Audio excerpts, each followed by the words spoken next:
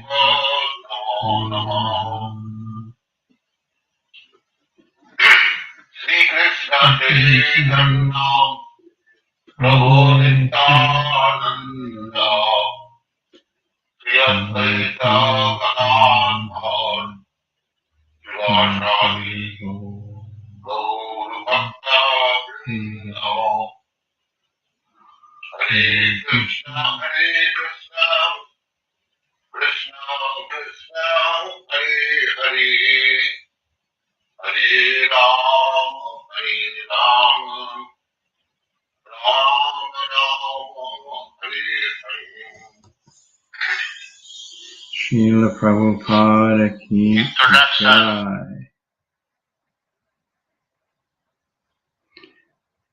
If we had any idea,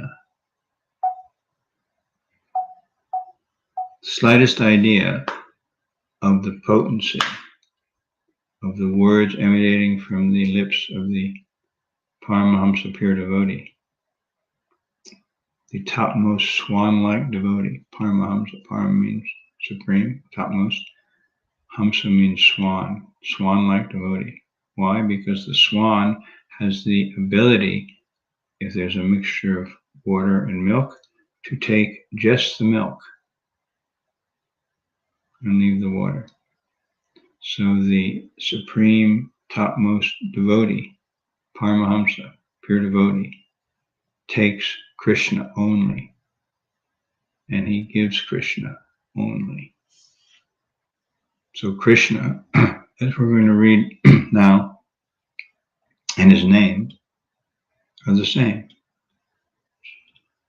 Krishna and Krishna are the same.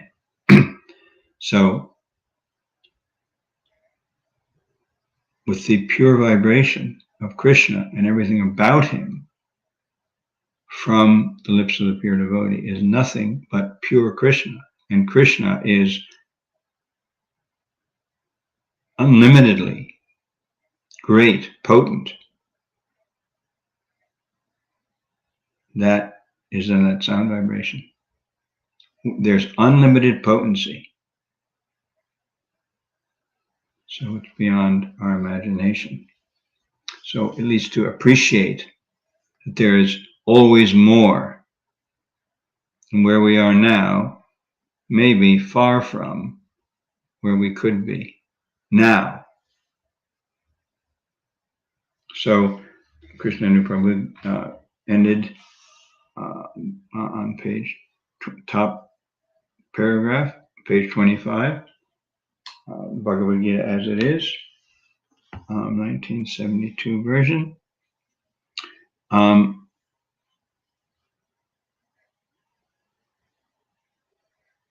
If he doesn't practice remembering Krishna while he is struggling for existence, while we're struggling for existence, if we don't practice remembering Krishna, then it will not be possible for us to remember Krishna at the time of death. Lord Chaitanya also advises this. He says that one should practice remembering Krishna by chanting the names of the Lord always.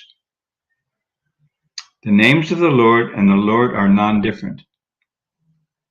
So Lord Krishna's instructions to Arjuna to quote unquote remember me, Krishna says remember me in the Bhagavad Gita, instructing to Arjuna, and Lord Chaitanya's injunction to always quote chant the names of Lord Krishna, quote unquote, are the same instruction. There is no difference. There is no difference because Krishna and Krishna's name are non-different. In the absolute status, there is no difference between reference and referent. So the one who refers and the object that is being referred to, there is no difference. Therefore, we have to practice remembering the Lord always 24 hours a day by chanting his names and molding our lives' activities in such a way that we can remember him always. How is this possible? Prabhupada says in the next paragraph, which we're focusing on today. How is this possible? And my mind says, it's not. The great trickster mind. How is this possible? The Acharyas give the following example. If a married woman is attached to another man, or if a man has an attachment for a woman other than his wife, then the attachment is to be considered very strong. One with such an attachment is always thinking of the loved one. The wife who is thinking of her lover is always thinking of meeting him, even while she's carrying out her household chores. In fact, she carries out her household work even more carefully, so her husband will not suspect her attachment. Similarly, we should always remember the Supreme Lover, Sri Krishna, and at the same time perform our material duties very nicely. A strong sense of love is required here. A strong sense of love is required here. If we have a strong sense of love for the Supreme Lord, then we can discharge our duty and at the same time remember him. But we have to develop that sense of love. I'll repeat that. But we have to develop that sense of love. Arjuna, for instance, was always thinking of Krishna. He was the constant companion of Krishna. At the same time, he was a warrior. Krishna did not advise him to give up fighting and go to the forest to meditate. When Lord Krishna delineates the yoga system to Arjuna, Arjuna says that the practice of this yoga system is not possible for him. So, you may have seen the title of today's presentation. Don't change anything except your consciousness. So, if we're not supposed to change, Prabhupada says that clearly. First, change your consciousness.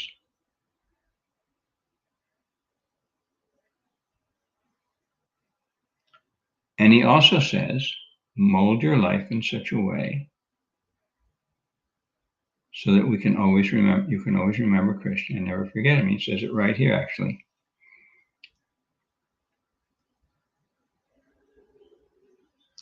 Therefore, we have to practice remembering the Lord always, 24 hours a day, by chanting his names and molding our life's activities in such a way that we can remember him always. So if it seems like a contradiction, don't change anything except your consciousness. And mold my life in such a way. So that means I'm adjusting my material life. Now, that's true. At the same time, don't change anything is where we start, except our consciousness. Except our consciousness. So Prabhupada makes it very clear that what is subtle becomes gross. So our consciousness affects what we do. In fact, it determines what we do. One well-known self-development guru says, you're not what you think you are, but what you think you are. You're not what you think you are, but what you think you are. So this is a different way of saying the same thing, that what is subtle becomes gross.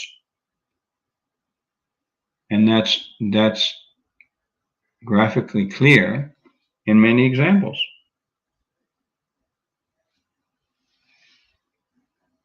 Krishna says in Bhagavad Gita, yam yam vapi smaram bhavam. What we think about at the time of death determines our next incarnation, our next body.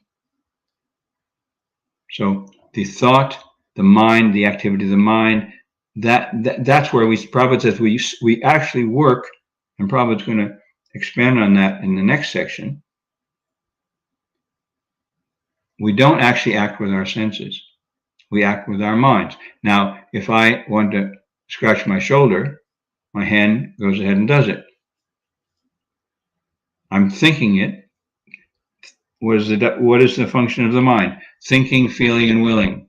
We think something, we feel about it, and we will. We will to do it, and then it becomes gross. So, in the day, the first thing we do is have a morning program. Prabhupada stressed that emphatically. Rise early, by 4 o'clock, bathe, glorify the spiritual master and the Supreme Personality of Godhead, Krishna, in whatever forms you have, pictures or deities, just as good. It's the first thing of the day, and that is also the most auspicious time of the day, most potent time, especially on a day like today, Ekadashi.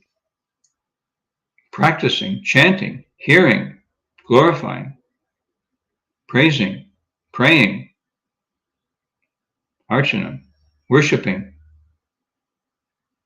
One engages the mind, the thoughts, the focus, the meditation, the contemplation,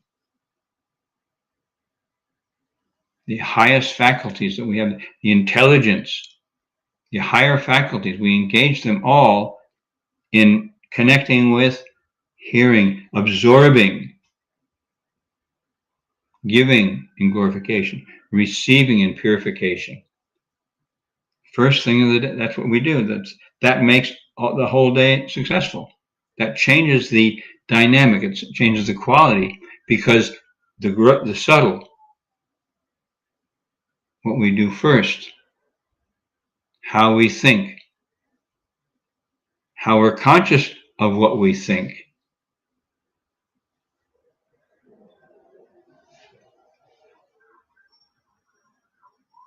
and that creates our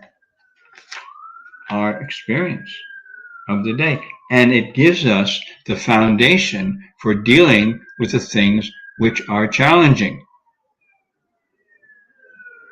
things that are disturbing. Right now there's a police car or ambulance going by with that loud piercing siren, and there's a helicopter about to come over, very loud. We're near the St. John's helicopter pad, and the hospital is just on the other side. So that, as you can probably hear it coming now, that helicopter goes over here all the time, any hour, because there's any hour there can be rescue or needing to pick up some person in difficulty in some outlying area and bring them to the hospital. So that these distractions, these disturbances, how do we deal with those? We can be agitated, but Krishna says one should learn to tolerate them without being disturbed. They'll be there. We don't deny them. We don't try to stop them. But we tolerate and we carry on. We may even engage them in discussing about distractions. So the mind is full of distractions. The mind is trained. The mind is used to being in charge. The mind does not want to surrender to Krishna, does not want to surrender its independence. How many lifetimes, at least in human form, the mind has been the boss. And it's a very devious, very mean-minded. So we mold what we do, we mold our consciousness. And then, yes, then we know how to mold our lives. So first, we don't change anything except our consciousness. And that leads to building everything else in our lives. So the more and more we practice to rise early, chant Hare Krishna early in the morning, to worship deity, go to the temple or whatever program. We have our morning program, Mangalarti, condensed morning program every day online here, Tuesdays through Fridays. Actually, we do it online Mondays through Fridays. And we may start doing that Sundays as well. And if you're interested in connecting with us, depending on whether it's practical for you wherever you are in the world, let me know. And put a comment up. I can put my email address up. But please let me know if that's what you'd like. So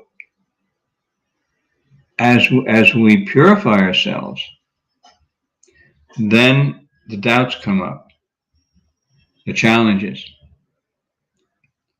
As we cleanse the mind, then we take prasadam, we engage in service, we engage in chanting, we get the best association we can that's enlivening to us. Then that we get cleansed, and the mind and the heart get cleansed, and the natural result of that is we start seeing how contaminated we actually are. There's someone explained there's four quadrants of consciousness. One is first is being unconsciously unconscious. So I'm unconscious that I'm even unconscious. Next level up is consciously unconscious. So we're aware of how unconscious we are. Now that can be challenging because we don't want to look at what's difficult. We want to just glide and coast and be complacent. That may be our habit. Prabhupada says, as much as we kick out the hippie philosophy, do what you like. Whatever feels good, do it. There's a very powerful expression I've heard saying, if you're only willing to do what's easy, life will be hard. If you're willing to do what's difficult, life will be easy. So this is another expression, an expression of the fact that human life is meant for austerity. So what is our austerity? To chant Hare Krishna, avoiding offenses. And the more we chant, the more we see how unqualified we are. I think we mentioned last time, we're completely unqualified, but we're not disqualified. Krishna never rejects us. Even we've done the most abominable thing. We even pray to Tulsi Devi, one who circumambulates Tulsi Devi step by step, destroys all the sins that he has committed, that he may have committed, even the sin of killing a brahmana. I mean, it's unthinkable, and yet even that most horrendous behavior can be forgiven, will be forgiven, if we take sincerely and seriously to the process of giving it up. Lord Chaitanya said to Jaga and Madai, yes, you're forgiven, all your sins are forgiven, but don't do it again. So that's a challenge for us to become steady in progressing. Often we're up and we're down, we're up and we're down, we're up and we're down. But to become steady, nishta, that is one of the levels from Shraddha to Prem, and the progression of advancement in devotional service. So that seeing how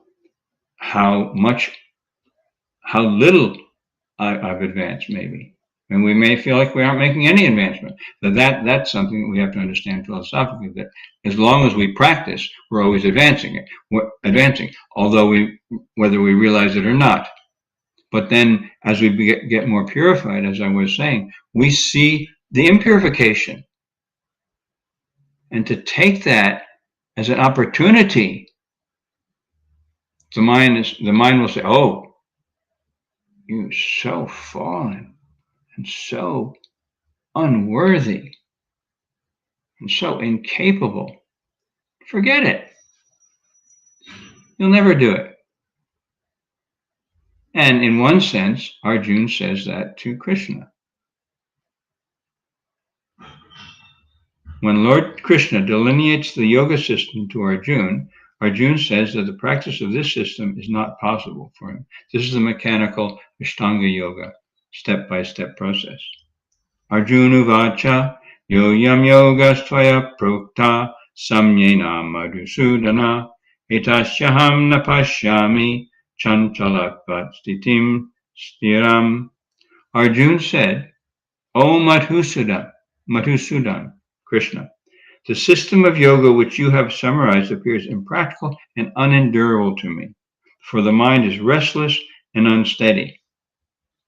And then Krishna responds, that's chapter 6, verse 33, and this is chapter 6, verse 47, a little later.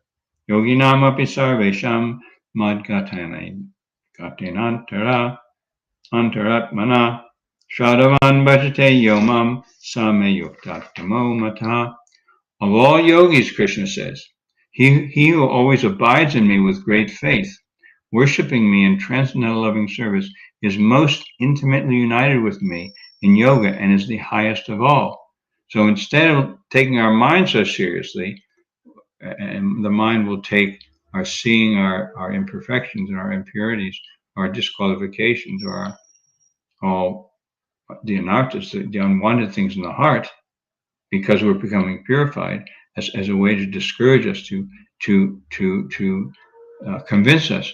Just see, you think you're advancing? Ha, ha, ha, ha! What a joke! You're not advancing. You're getting you're more polluted. You're suffering more now. Get serious. How can you take this bhakti yoga very seriously? The mind takes it like that, but we take it as an impetus, as an opportunity. We learn to accept the austerity of seeing all our disqualifications as an opportunity. Seems strange, and yet that's the reality of spiritual life. That we accept the austerity of the suffering, the temporary suffering, and the apparent difficulty, even pain of admitting, being honest.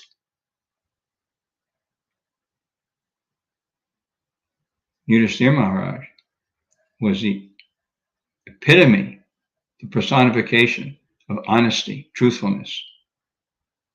He did make a little mistake because he was so attached to being truthful that when Krishna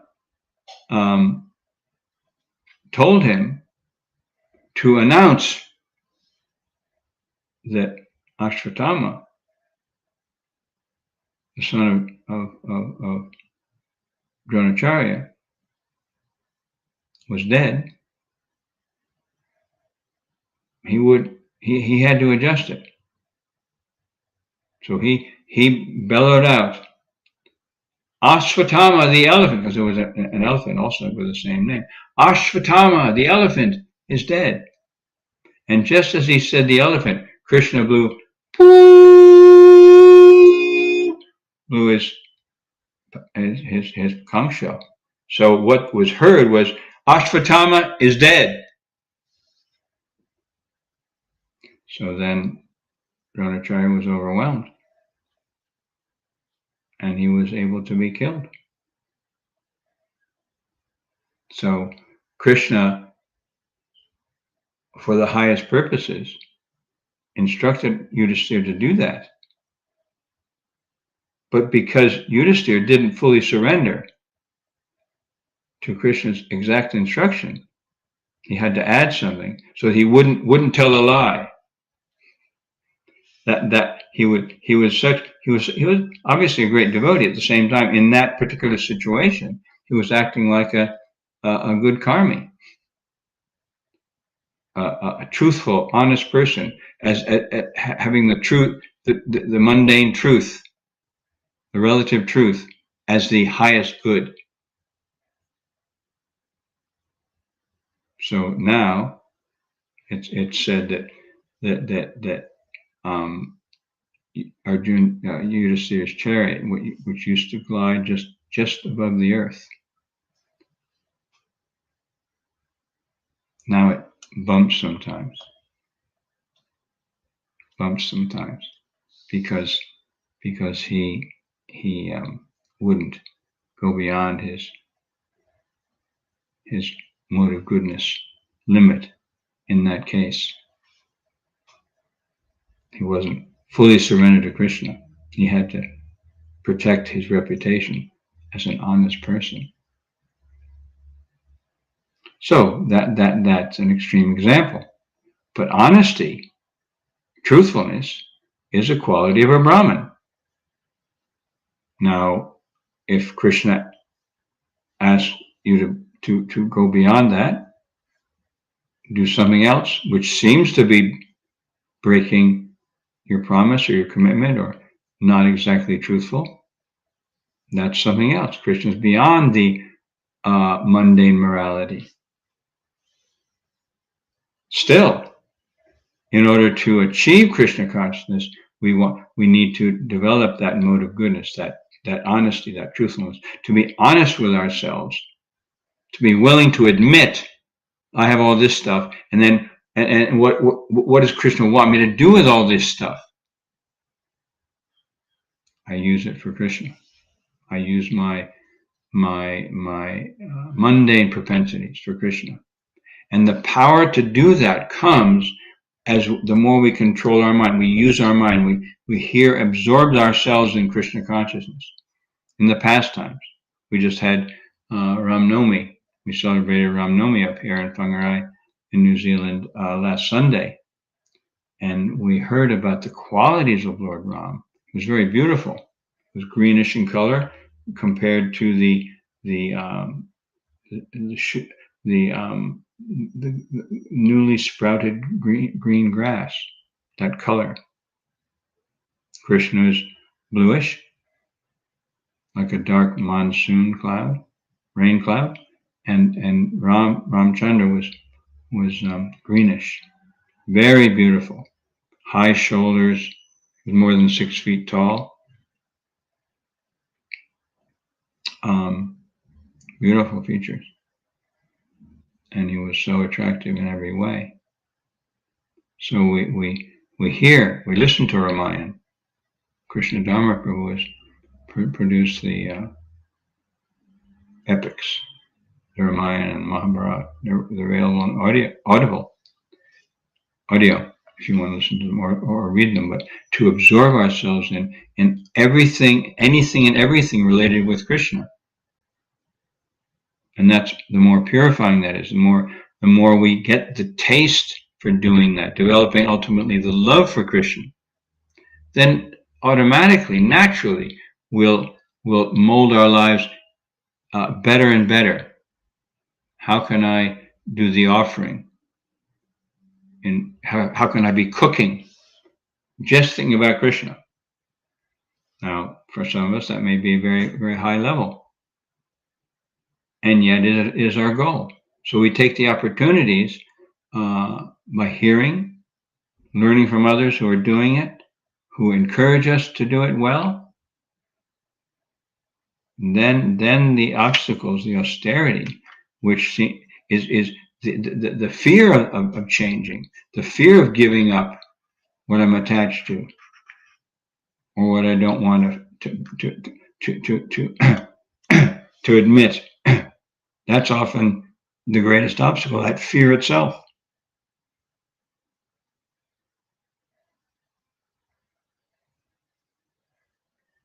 So when in chanting, there are 10 specific offenses, avoiding which we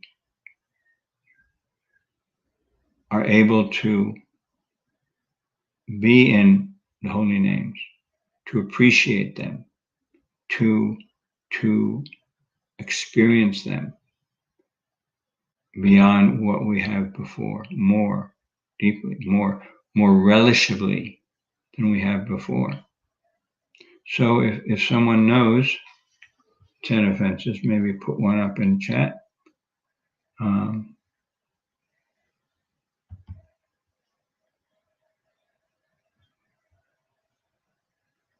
If you know any of the offenses.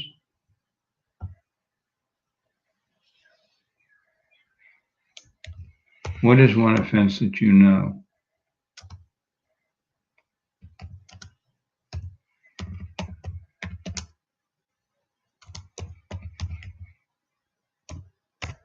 Put it in chat.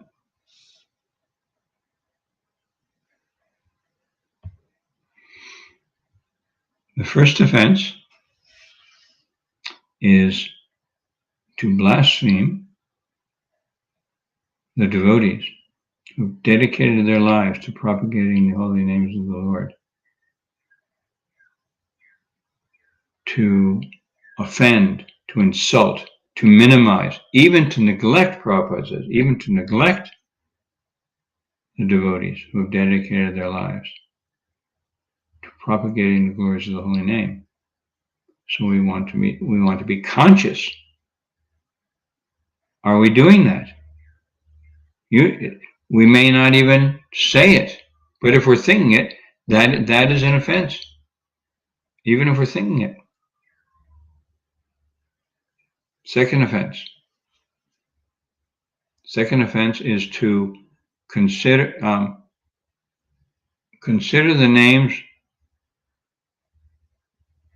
of the demigods like Lord Shiva or Lord Brahma to be equal to or independent of the name of Lord Vishnu.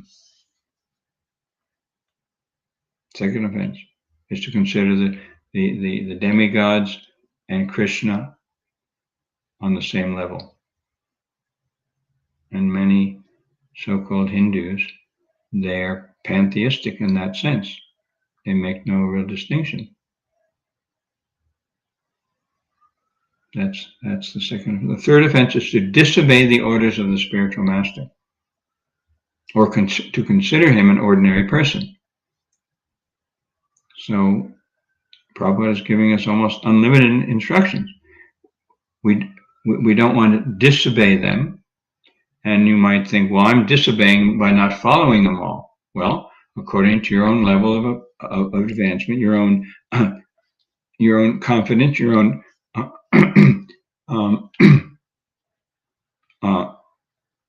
encouragement, your own readiness to follow, you gradually take on more when you're ready, as you're ready. I have a friend who's just becoming conscious and involved in Krishna consciousness. Today, I didn't tell him about Ekadashi. We don't necessarily tell people about Ekadashi until they're ready to take on that restriction. No grains, beans, rice, etc. on Ekadashi.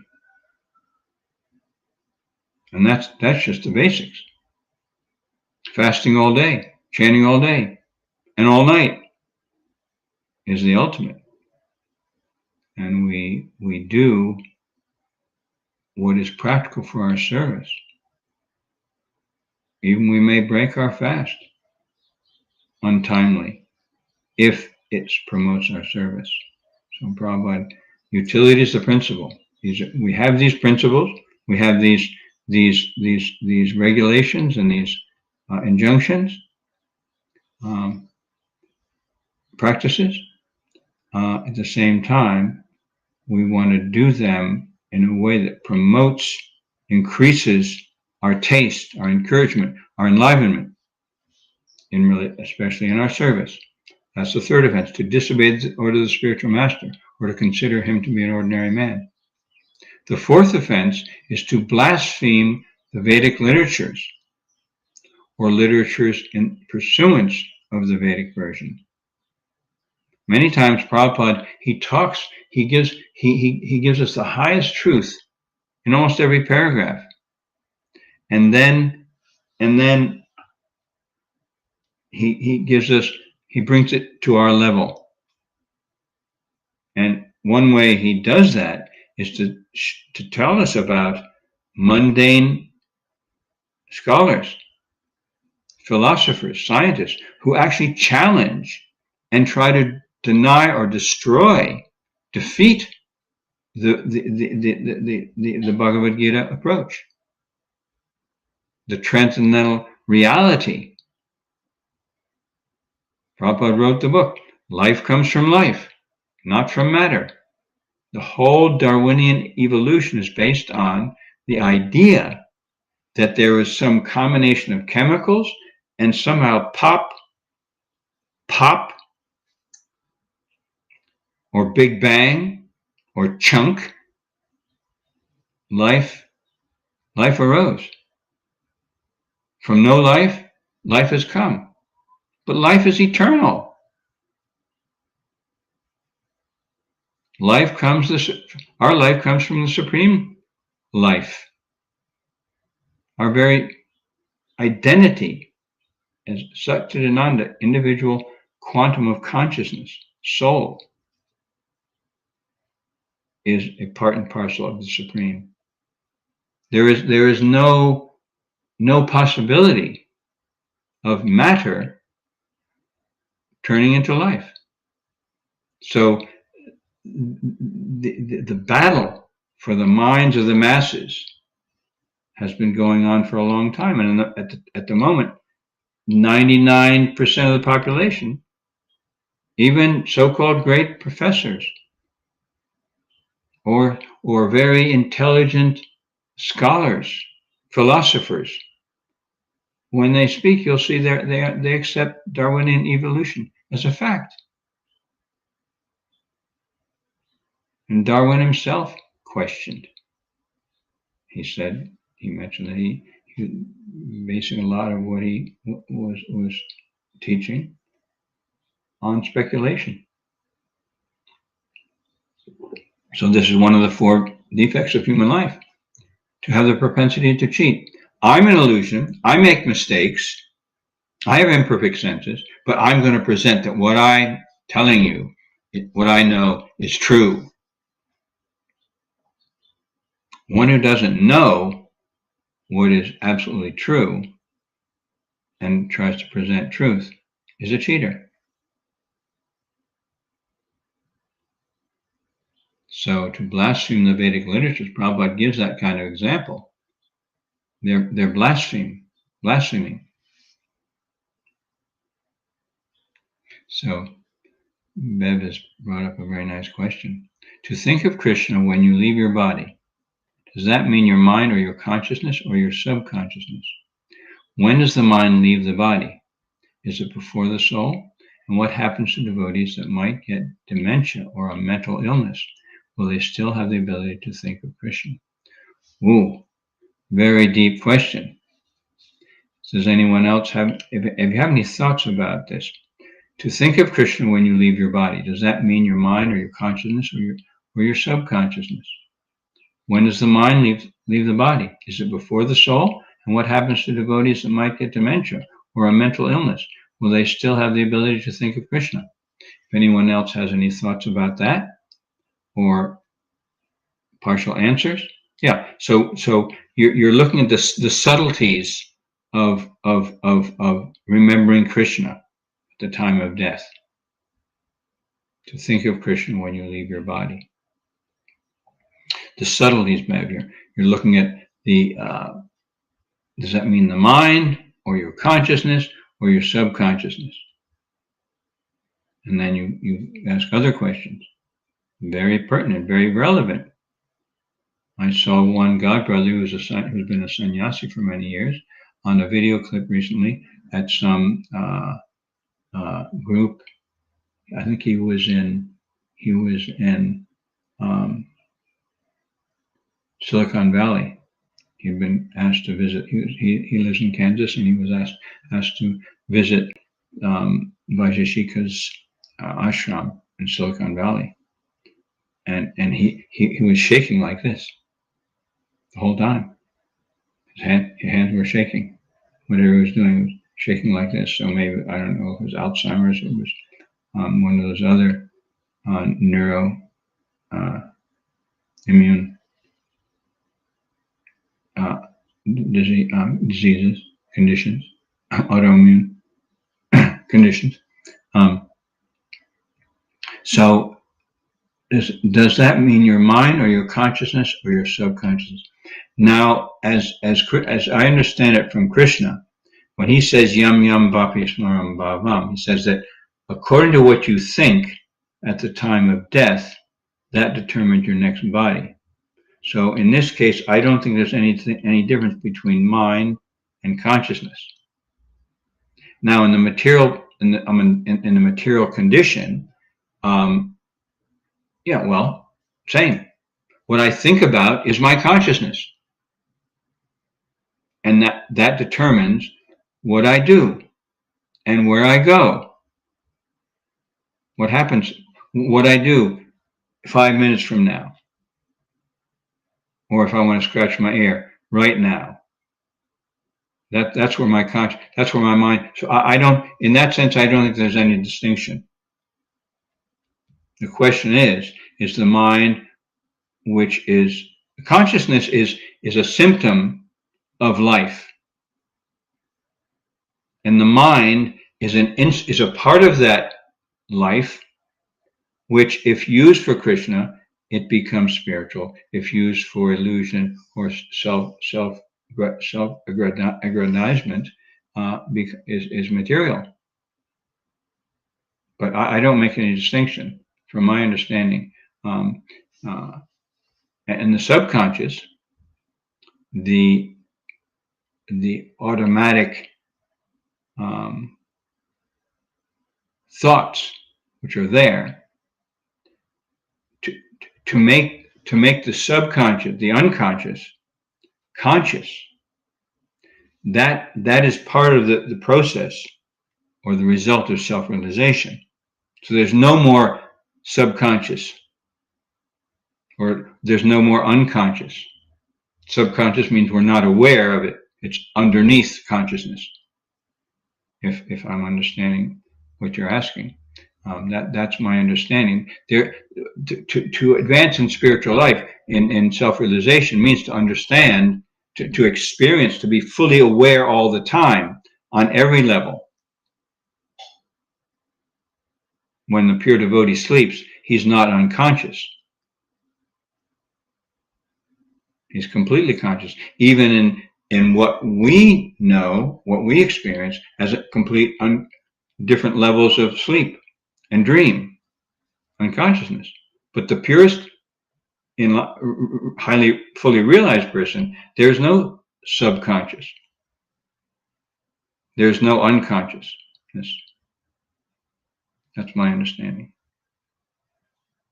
So, thinking of Krishna is full absorption. Every level, every level of our subtle body is fully engaged. And Krishna himself says in Bhagavad Gita, for one who has controlled the mind, the super soul is already reached. For one who has controlled the mind, the super soul is already reached. The mind being the whole package, whether at the moment it's subconscious or so dovetailing, molding our lives in such a way, whether as we read before, Krishna says, always think of me to Arjuna, or Lord Chaitanya says, chant Hare Krishna, then there's no relativity anymore as we perfect our consciousness. It means the mind is fully engaged, attracted, and thinking about how to better please the Lord. So anytime, Bev or anyone else, please put up thoughts or questions or more questions about what I'm saying, because I may not be either clear, I may be saying things which you don't find in Prabhupada's teachings in the Shastra. So when does the mind leave the body? Before, well, Prabhupada gives the example that as the air carries aroma, the soul carries certain influences or aromas. So if one is, I don't think there's any separation there, because the aroma, in this case, like the mind, is carried by the air. So our different levels of consciousness encased in the mind, which is porous with the consciousness. The mind and the consciousness are not distinct.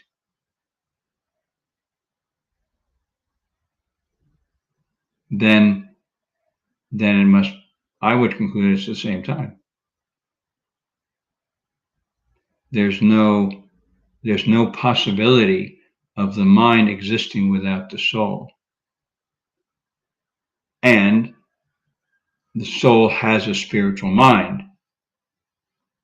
So if someone's going to get a ghostly body, they leave this gross body. They keep the subtle body, which includes, as Prabhupada describes, the desires, the attachments. It's all there with them. So timing, I've never heard that there is any distinction, or would I think there would be any distinction, because just as the air is carrying the aroma gets moved around because according to what the air is doing. Then in the same way, the mind, which is part of the being, the spiritual being, whether it's contaminated or not, is going wherever that being, the whole entity goes. It's like now, if I move my head, my brain goes over there, and I move that way, my brain goes over there. In a gross example, my brain is in the physical form of my head, so it goes wherever the head goes. In the same way, my understanding is the mind goes wherever the soul goes. What do you think? And what happens to devotees that might get dementia or a mental illness? Very good question. A kind of a gross example of this, when I was doing service at New Mayapur in France, which is under the direction of His Holiness Atmananda Maharaj, who has literally saved France from oblivion by his dynamic and humble, powerful love for and surrender to Prabhupada. When I was living in New Mayapur, in the heydays, which Maharaj is bringing back now with book distribution and making devotees all over France, traveling Sankirtan, book distribution, Harinam. It's just incredible what Maharaj is doing. I can't appreciate and glorify him enough. And he's not a loud, Janananda Maharaj is not a loud extrovert. I mean, he is in some ways very extrovert, but he's also very humble and self-effacing, and completely powerful and effective in getting results for Prabhupada. I mean, for me, that's the obvious proof, or one of the obvious proofs of his purity and his surrender. So there was a lady who was a teacher, very senior, wonderful, highly qualified, and God sister. She was riding in a car with her daughter and the headmistress of the school. They were going to the airport, and it was the winter, and there was some black ice. And the car, they went over, there was a turn, the car just started spinning and crashed into a tree. And I think the daughter was killed. But the senior teacher lady I'm talking about, she got brain damage. She was brain damaged. And she became like a vegetable. And her family, who had never been favorable to Krishna consciousness, they took charge of her and gave her all care. And maybe she's still in that vegetative condition. And I couldn't understand. This lady seemed so advanced, and she was obviously very advanced and absorbed in service and very nice nature, highly qualified, intelligent, capable, effective teacher. Kids loved her. How that could happen? And I don't know what her consciousness is. I always wondered. Now that's it's different from what you're asking, but I think in principle it could be very much the same, because if someone gets dementia or other mental disease, Parkinson's or whatever it is, what happens to the consciousness? Now ultimately, all these things, even terrible mentally and psychically debilitating diseases, they're there. I mean, I was thinking, well, maybe in this teacher's past life or history, she'd made an offense to a devotee. That was the only thing I could understand that could have taken her, at least as externally, away from association devotees and Krishna consciousness. So, as I say, I don't know what her consciousness was, but she wasn't externally expressing or practicing Krishna consciousness. She was just like a vegetable. So, I don't remember reading or hearing anything that Prabhupada said about that or has written about that. I understand that Krishna always takes care of his devotees. Now, that doesn't seem like he's taking care of them. At the same time, we don't know what the inner consciousness is of someone who gets dementia. They don't externally express it, and that would be an indication that it's not there. It's a good question. At the same time, I think the real question is, how do I ensure that from this moment on, I'm doing my best to fix my mind in Krishna consciousness? And whatever comes, then I can accept that it's Krishna's arrangement for me to make more advancement. Ultimately, that's the reality. Krishna's not an angry God. He's not punishing. He's not interested in punishing. He lets Maya do that, and maybe we have such dreadful karma or have made offenses to devotees that happens, or that we can apparently lose that connection. It's a very broad question, so thank you for that. And I'd like to hear more about what you think, maybe about what I've said. Will they still have the ability to think of Krishna? So the answer ultimately for me is, okay, right now I can think of Krishna. And the more I ensure and become expert in doing that, then I'll be most ready if something like that comes along. Let's bring it into the practical realm, because we can try to understand these things intellectually or intelligently, but Krishna works in mysterious ways, and to expect that we can understand it all, understand exactly what he's doing and why he's doing it, then we have to be careful, because we're not capable of understanding everything. And also to have the faith that one day we will understand. We are eternally full of knowledge. It's covered. And Krishna will tell us when we're ready, when we need it, he'll tell us, he'll show us. So that faith and that conviction, that's also an important factor to work on right now. What do you think, Bev? Or anyone else? Please put your thoughts up. Very provocative, provoking question, Bev. Very thoughtful. I appreciate it very much. So, it's about time to finish up. I didn't finish the whole paragraph.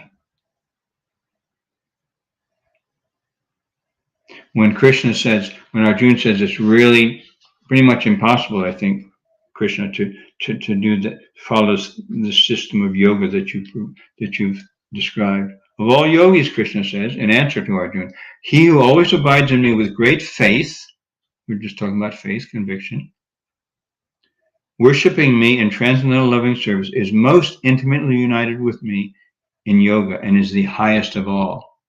So he's promoting bhakti yoga directly. Don't worry about the mechanical step-by-step, Arjuna. Just become fully trusting and convinced about me. in my position and worship me in loving service. And you're automatically the highest yogi. Prabhupada continues. So one who thinks of the Supreme Lord always is the greatest yogi. Here we go. The supermost jnani and the greatest devotee at the same time.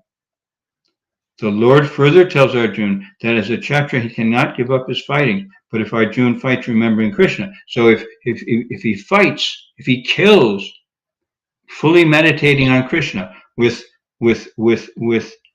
faith, Arjuna had no doubt that killing was perfect. What? You're not nonviolent? We thought you Hare Krishnas were pacifists. How can you justify killing? Not PC at all. Krishna's way beyond PC. Not that we just flaunt peace, being careful and considering our situation, but we shouldn't be influenced by the PCism, the impersonalism. Everything has to be the same. Everything has to be good. But if Arjuna fights remembering Krishna, then he will be able to remember him at the time of death. So we fight with deepening, developing conviction that this is exactly what will give us everything. What's the last offense? We didn't go through all the offenses. To not have complete faith in the chanting of the holy names and to maintain material attachments, even after hearing so many instructions on this matter. Do not have complete faith. So that is our goal, to become completely faithful. If Krishna says, kill someone, we don't say, why, Krishna? We say, how? Now that's an extreme example, but let's understand that's the goal. Not that Krishna's going to tell us to kill someone, but I'm being extreme. But one must be completely surrendered in the transcendental loving service of the Lord. Bottom line. Hare Krishna. Anything else? Any other questions or comments or thoughts or doubts or realizations before we finish?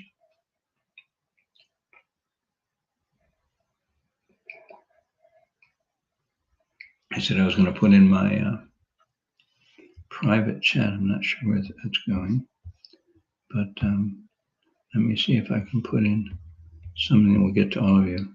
I sent out my email last time, but just in case, especially Bev, I'd like to hear your thoughts about my reply to your very pertinent questions. So I'm putting out I think you have my email address already, and I'll also put my phone number, just in case you'd rather text me. Calling isn't so convenient, but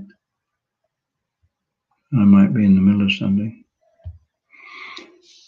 It's not showing on the other side. How do I do that? Anyway, thank you again, everyone. Hare Krishna.